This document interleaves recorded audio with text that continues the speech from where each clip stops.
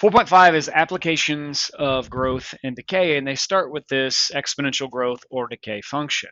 Now, if that looks familiar, it should, because we've dealt with this formula before, only last time it was talking about continuous interest.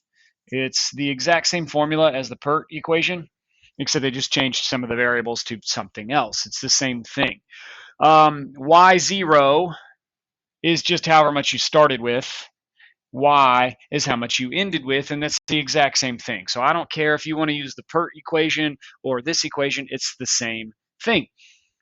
So then in blue it says the time it takes a substance to grow to twice its size is called its doubling time. When we talk about exponential growth, we talk about half-life a lot, we talk about doubling time a lot. So whatever time it takes to grow to twice its size, doubling time. Number one, how long will it take for the money in an account that is compounded continuously at 4.25% to double? All right. Now, compound continuously. So as soon as you see this word, you know it's the PERT equation, continuously. That's continuous interest. All right. And what's confusing for students in this problem and others like it is they don't seem to give you enough numbers. We know we want to plug in some numbers, and hopefully we only have one unknown left. But they only really give me the interest rate, 4.25%. So the key here is this word double. So, everybody knows what that means, but for some reason students have a hard time transferring it to this problem. If I start with $5 and double it, now I have 10. All right. So if you want to use 5 as your starting amount and 10 as your end amount, then do that. If I start with $1 and double it, now I have 2. If you want to have P equal 1 and A equal 2, that's fine because that's doubled. Or you can do 5 and 10 or 100 and 200. It doesn't really matter what you use because we're doubling. So any of those numbers are going to work. Or I suppose what you could do instead is just say, well, if we started with this amount P and we double it, we'd end up with this amount 2P. It doesn't really matter what those numbers are as long as it's twice as much at the end. So let's just change this to 2P like this. The only number they really gave me was this rate was 0.0425. And we want to know how long, right? How long will it take? So we're definitely finding what t equals. So we're doing what we've been doing. We're trying to ISO the variable. Now you're like, but we have 2 variables. But those p's cancel out. You can divide both sides by p if you want to think about it that way. Those p's are going to cancel each other out. And so really we don't have 2 variables. We only have 1. We want to solve this equation. We want to isolate the variable. And so we're going to have to get rid of a base e. We've spent a couple of days solving equations like this, more complicated equations than this. Does anybody know how we're going to get rid of a base e? Right, ln. It's a log base e. We're going to do a log base e on both sides, which, in other words, is called a natural log. A natural log is a log base e, and that's going to cancel out your base e and give us 0.0425t equals whatever natural log of 2 is. Well, we've got a button for natural log. Natural log of 2 is about 0.6931. So about 0.6931. I like to leave my number in the calculator so I can use the whole thing, or as much as possible anyway. And I like to be lazy and only write down a couple of decimals. So all that's left is just divide by this number, 0.0425. We're trying to isolate t, right? So I'm going to divide by 0.0425. So divide by 0.0425, and we get about 16.3. T is about 16.3 years. Now remember what the question was. how long is it going to take to double? So it doesn't matter what you start with. Start with 5, you're going to end up with 10 after 16.3 years.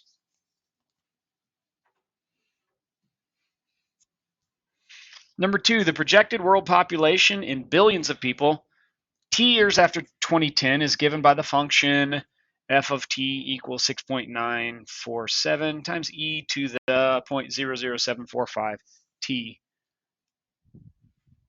All right, so you've got this equation right here that we're going to need. That is the PERT equation. It doesn't look like it, but it is the PERT equation. What will the world population be at the end of 2020? So it's a little bit tricky here when they say t years after 2010. T is not going to equal 2020. T is going to equal, anybody know? Yeah, I didn't mean to put approximately. T is 10. 10 years after 2010. That's 2020. So it's a little bit tricky the way they worded that. But yeah, T is 10.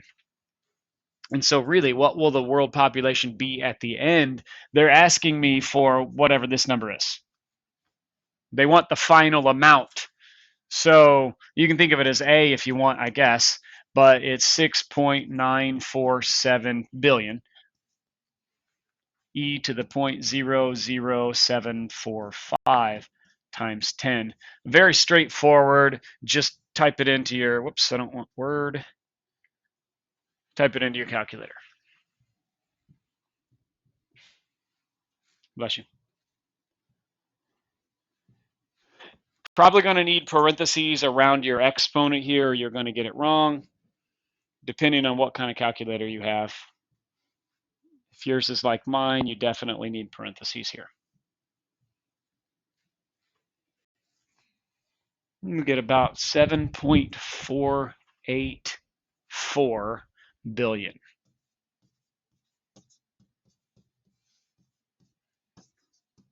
Remember, they gave it to us in billions, so we'll give it back in billions. 7.484 billion approximately. B, in what year will the world population reach 8 billion? In what year will it reach 8 billion? Well, we're still using the same equation, but they're giving us the final amount. It's 8 billion. So we can just say, well, my equation 8 is going to equal 6.947 e to the 0.00745 t. We've got an equation. We want to isolate the variable. So just ISO the variable. First move. That 6.9 number is not a base, so we don't need to do a log base 6.947. That is multiplied. I saw this mistake a couple of times yesterday. It's whatever this is, it's times 6.947. So my first move, I'm going to have to divide by 6.947. Divide. So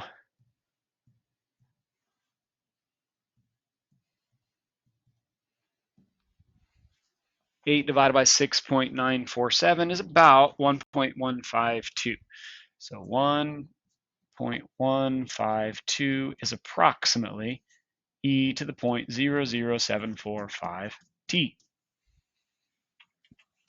Now we've got our base. It's a base e. We can get out of a base e with a log base e, or in other words, that is a natural log. Let's do a natural log on both sides. So we would do natural log of that number, 1.15 whatever, and we get 0.1411 or so. 0.1411 is approximately 0.00745 t. Last step should be obvious to you. We're going to divide by that decimal to isolate the t. Let's divide 0.00745. Again, I like to leave my decimal number in my calculator so I can get as accurate as possible. Divide by 0.00745. We get about 18.94 years after. So t is about 18.94 years after 2010. Remember the language of the problem that was kind of confusing? 18.94 years. Well, let's just say 19 years after 2010. That's the year what? 2029? Kind of confusing the way they did the language, I think. Next, in blue, it says the time it takes a substance to shrink to half its size is called its half-life. Deal with this in biology sometimes. Number 3 says, suppose 800 grams of a radioactive substance are present initially, and 2.5 years later, only 400 grams remain. Determine the exponential function that models this decay. So they give us a lot. They give us how much we started with and how much we ended with, and they give us the time. Think about this equation, A equals P E R T. Determine the exponential function that models this decay. Well, normally we have a t as a variable, and we really, what we need is that rate. We need that r value.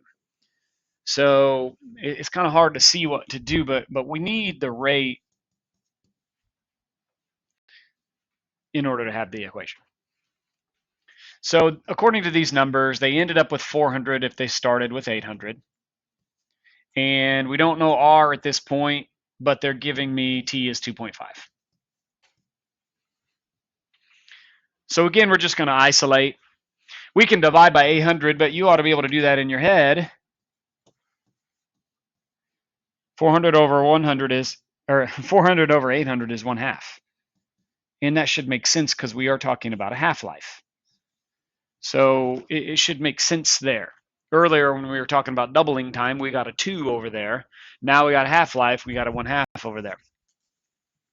Need to get out of your base E, so we've already done this twice today. We're going to do a log, a natural log. So natural log of 0.5, or 1/2, negative 0.693 is approximately 2.5 R. Seems like all these problems are the same, right? We're going to divide by the 2.5.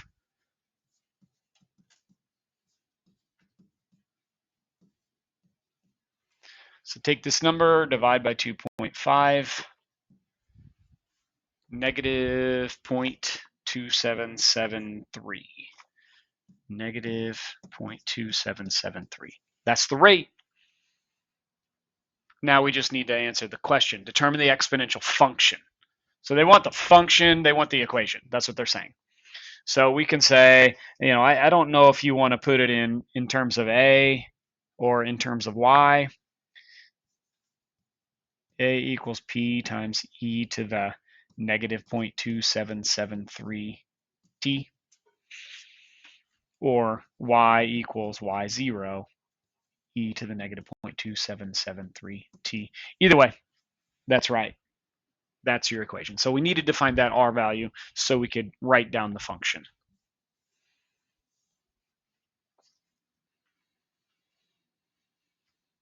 Part B says how much of the substance will be present after 4 years? Well, all we have to do is plug in 4. So we want to know how much we end with. And we started with 800, remember?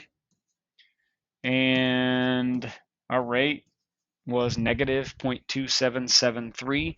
And we want to know how much is left after 4 years. So that's just a simple calculation here. 800 e to the, make sure you do parentheses, negative 0.2773 times 4.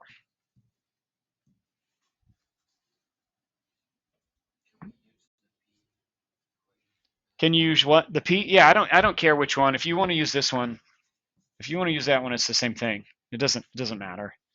All right. I think some people are probably more comfortable with that one, but it's the same thing. I think when we look at this book, or if you do Math Excel, they're probably going to mix it up and use different letters sometimes. So it's good that it's good if you can use different letters, but yeah, it's fine. So our final amount that we end up with is about 263.9 grams.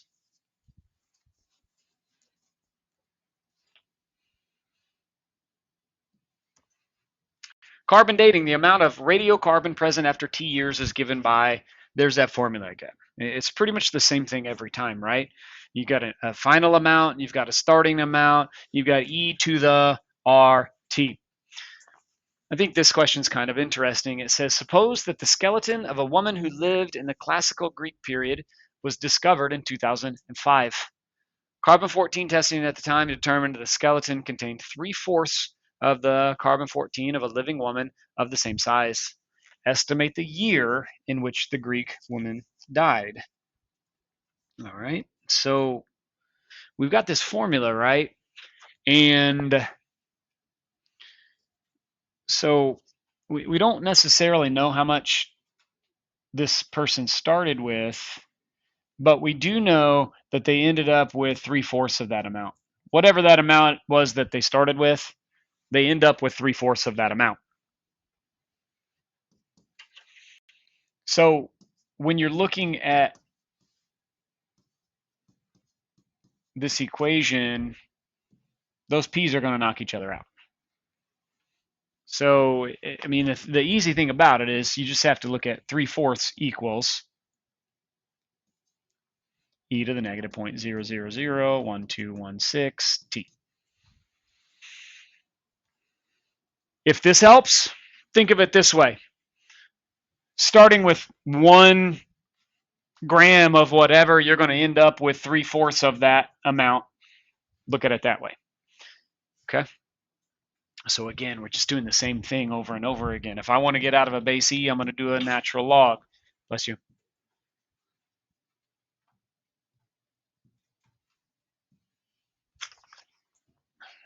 So natural log of 3/4 is negative 0.2879. This is approximately negative 0.0001216 t. We've been here before. Divide.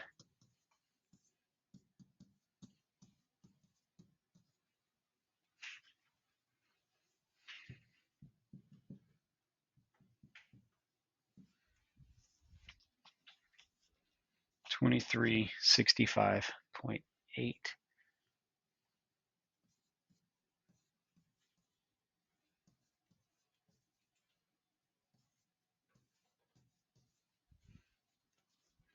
Okay, so looks like it's 2366 or so years. Okay, so that's how old it was. I guess there's one more step here. These bones were discovered in 2005. So think about when this woman died. We could say 2005 minus 2366.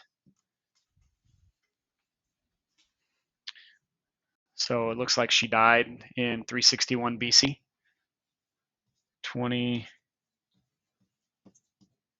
2005 minus 2366 equals negative 361. So she died in 361 BC.